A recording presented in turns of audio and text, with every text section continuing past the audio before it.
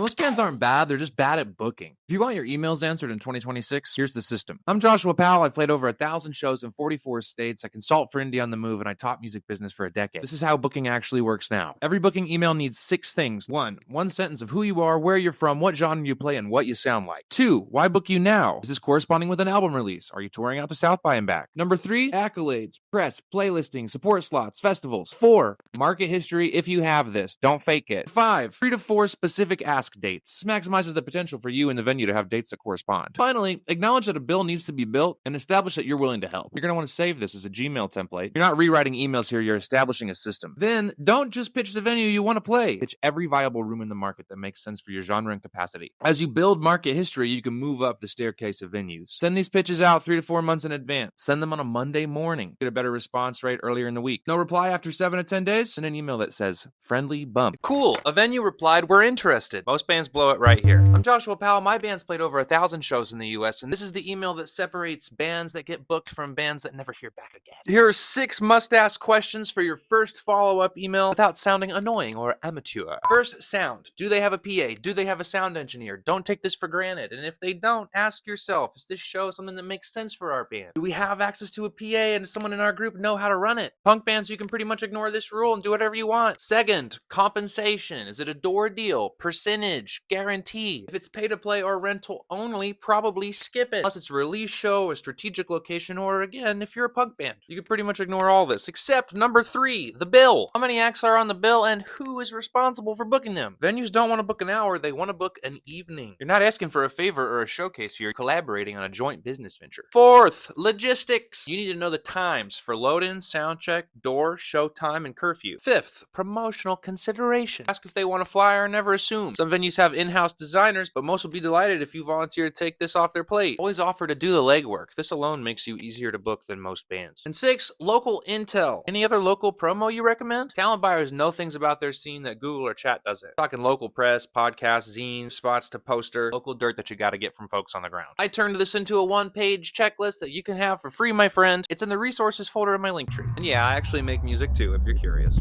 So you pitched a venue and they didn't say yes or no. They said, you got first hold, get back to us when you have a bill together. That's not a for sure thing yet, but it can be. I'm going to tell you how to lock it in. Hold means that you're penciled in, not booked. Venues don't book hours, they book evenings. You sleep on this and somebody comes along with a bigger draw or a ready to rock 3-band bill that challenges your hold, you might lose it. Venue's got to do what a venue's got to do. So the question becomes, I've never been to Cleveland. How do I find bands there? Here's 4 ways. Let's go. First, ask the talent buyer. Say, hey, we're about to start pitching. Are there any cool locals you think might pair well on a bill with us? They might offer to help, they might not. But here's the thing. They definitely know who's drawing and they know who might be a good vibe for you. Never hurts to ask. I'd also just say, no, good luck. Move on to step 2. 2 is organic crowdsourcing, baby. Just ask your audience. Go on social media and say, anybody know any rad metal bands in Cleveland? That's human research. Plus, it gives you a personal touch point when you inevitably reach out to these bands. 3, and this is honestly the most effective one, peruse comparable venue calendars in your target market. Look at the website for the club you're trying to work with or comparable clubs in the region and suss out which bands on their calendar are locals. Build yourself a database early to keep track of all this research. Have a plan too for how to reciprocate hospitality. You gotta have some kind of social coin that you can offer, whether that's inns with a venue, couches to crash on, or all passing around the same karma. And finally, if you want to get funky with your discovery, you can also browse Bandcamp by location tags. So you can just click on Detroit. Once it's filtered down all the bands that have Detroit tagged in their metadata, then you can continue to refine your search by looking for just rock bands or whatever. Go through, listen, find vibe matches. Pitching 3 to 6 bands about a date's a good rule of thumb. And this can be as easy as dropping a DM. Hey, we have a hold at X Club on Y date. We'd love to have y'all jump on the bill if you're available. Get back in that talent buyer's inbox, loop in the other bands, coordinate promotional strategies, and hold each other accountable for actually flyering and pushing tickets and posting about the show. This is how DIY actually works. If you're a DIY band touring the Midwest and you're asking, where should we play in Indianapolis? My honest answer is, sometimes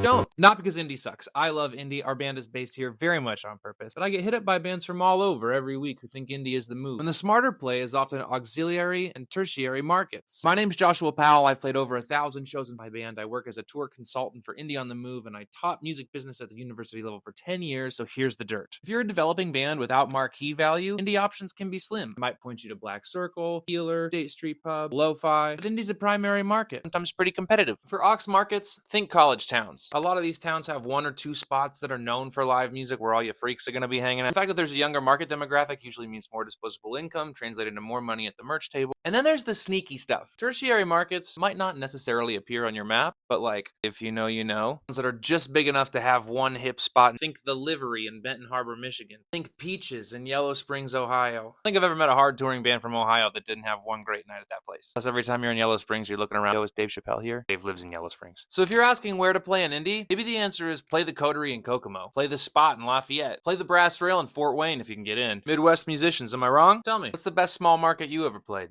Sometimes the best venues are a little bit off the beaten path and they can be hard to find. So how can you make sure to not miss any of these hidden gems when you're booking your own tour? I'm Joshua Powell. My band's played over 1,000 shows in 45 states, and I try to help people tour a little smarter. Cities are zoned differently. Certain big scenes like Boston and Detroit have tons of different municipalities. So you might miss pitching a venue if it's not in the city proper, like New Dodge Lounge and Hamtramck, the Middle East, and Cambridge. Here's the trick. First, go to indieonthemove.com and go to the venue directory and select the city that you're trying to pitch. I'm going to use Cincinnati for this example. Cincinnati is a port town on the border of Ohio, Kentucky, and Indiana. A lot of Cincinnati-ish neighborhoods like Newport and Covington are on the Kentucky side. If you're going in blind, you might not have any idea that there are options over the river. To remedy this, once you have the city pulled up in the venue directory, use the drop-down bar that says radius and expand your radius to 50 miles. This will loop in all venues in their database that are within roughly an hour drive of your central bullseye. Use that helpful directory function and double or triple up the amount of pitches, because if you're on tour, you want to fill every date, even if it's not exactly where you want to go. It's better to be working than not working while you're already out and far from home. Route smarter, not harder, by wandering a little off the beaten path where underserved audiences are waiting to become your new biggest fan. Follow for more music and DIY.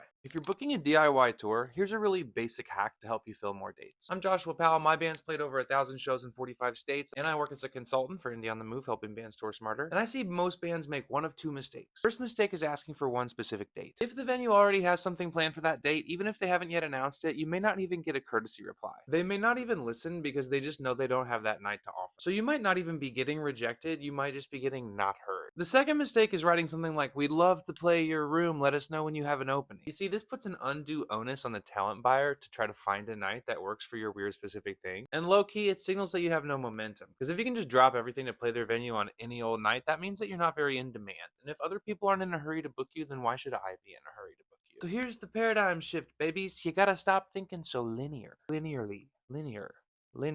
I see bands all the time with routes that look like Thursday DC, Friday Philly, Saturday New York City. That'd be cool, but those are really competitive markets and it might be tricky to fill all three of those dates. Instead, pitch Thursday DC, Philly, New York, Friday DC, Philly, New York, Saturday DC, Philly, New York. Audience-wise, they're completely different markets, but geographically, they're all only a few hours from one another. And if you have to backtrack like 2 hours to fill 3 dates on your tour instead of 2, I'd say that's worth it. They're so close together that order doesn't matter. Here's another example. If you were a band touring west from Pennsylvania, a bad route would look like Thursday Akron, Friday Columbus, Saturday Cincinnati. A smarter pitch would look like this: Thursday Akron, Cleveland, Youngstown, Canton. Friday Akron, Cleveland, Youngstown, Canton, Columbus, Cincinnati, Dayton. Saturday, Columbus, Cincinnati, Dayton. You gotta think in clusters. Listen, the more you ask for, the more you can receive. And most bands' tour routes be looking pretty whack.